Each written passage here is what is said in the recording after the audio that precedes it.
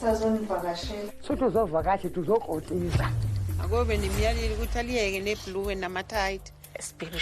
I don't feel. I'm with my friend. Is going to help me settle in. Mhlambe ke nama should go with him. Ekavuka enza iti ekseni. Ngizokucheck. Awungalesi sikhathi sisi. Ngathi uyehluleka Makoti. Nangivuka ekseni, umakoti akasekho.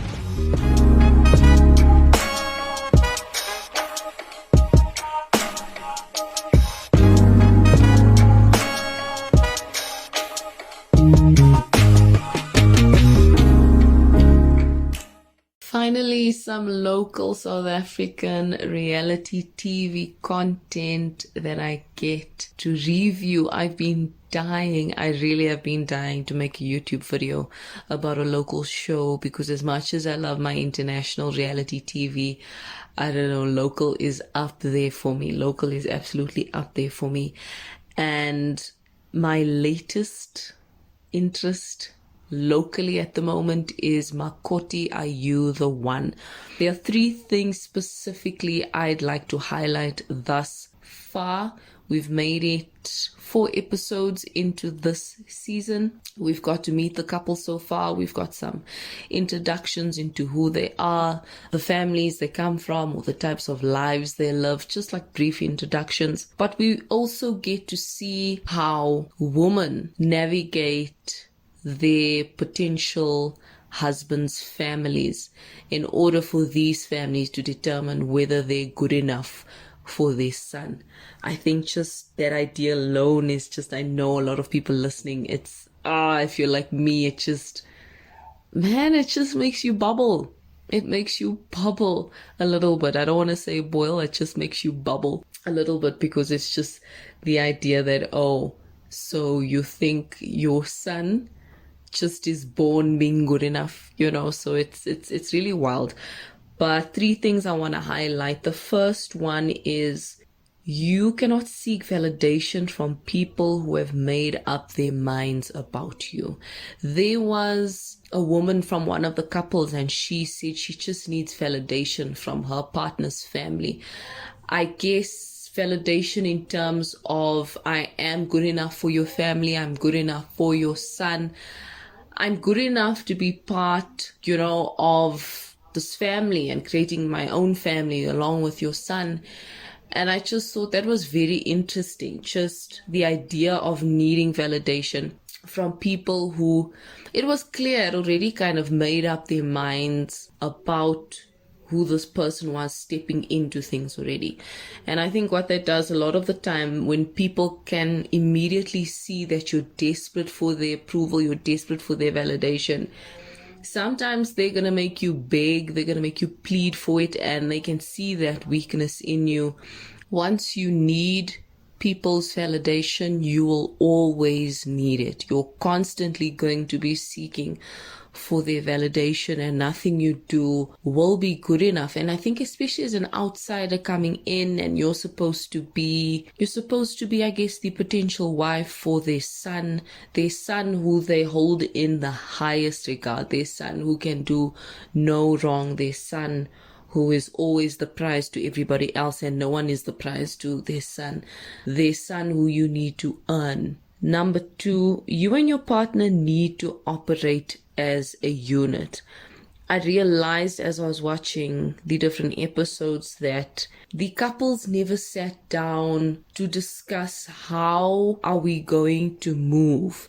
Since you're now tasked to live with my family for 21 days, for them to decide whether you are the one for me or whether you're good enough for me. But I never really heard conversation about, if your family disrespects me, this will be our reaction. Things like that, conversations that speak to, how are we going to move as one? How are we going to navigate your family now that I've got to prove myself to? How are we going to navigate them as one? As much as I'm stepping into their world and I've got to follow their rules, and they're going to make it so hard for me, but we still need to be one, because the minute families can spot gaps in a couple, it can lead to division.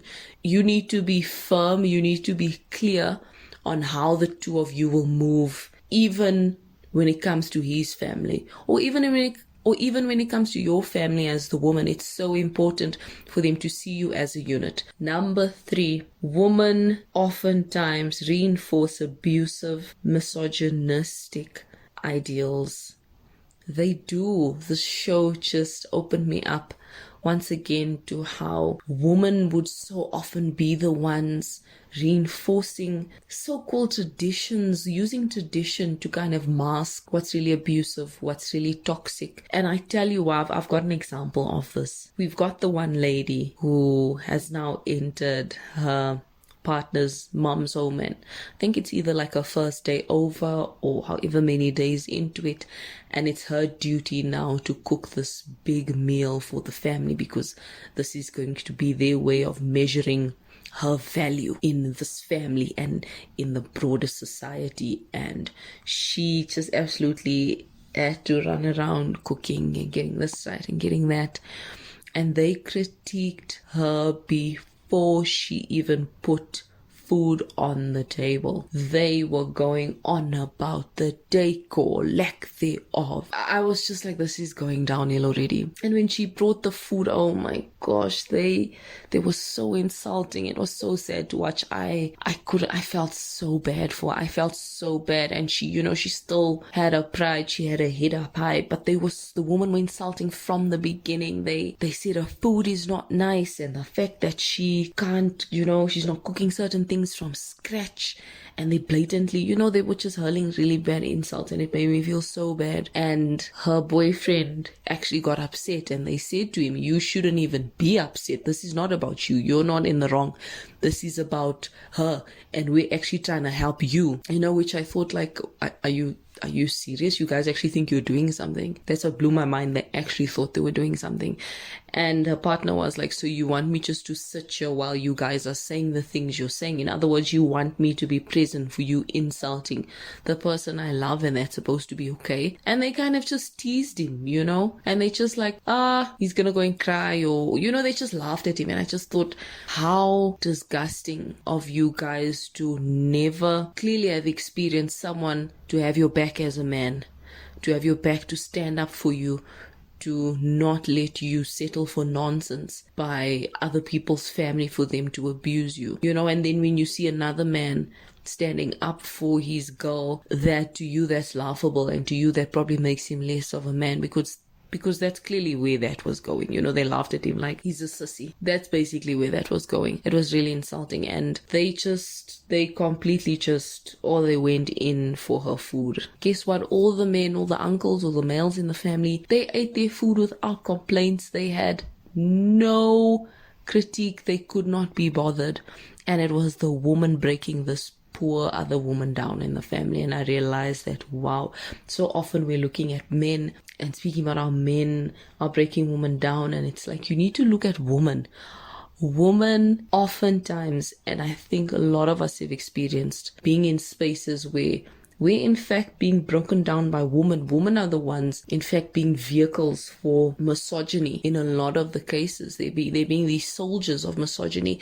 And I think the funniest thing is a lot of these women have been through that very same journey of being introduced to a new family, and you're the outsider, and you've got nobody kind of in your corner, and you've got to do all these things. Wake up at 5 o'clock in the morning, make sure your mum-in-law has a tea or a coffee by 6, ensure kids are dressed and fed, and sometimes not even your kids, it's other people's kids in the family, taken to school, they're fed, they that. You've got to clean, you've got to be in shape, because if you're out of shape, like, that's a problem. So it's crazy, and no one cares about these women's mental health, because you've just got to make sure that you keep yourself proper so that your man doesn't leave you, and anything that goes wrong in the relationship is absolutely your fault. And it's sad that there's no support system for women.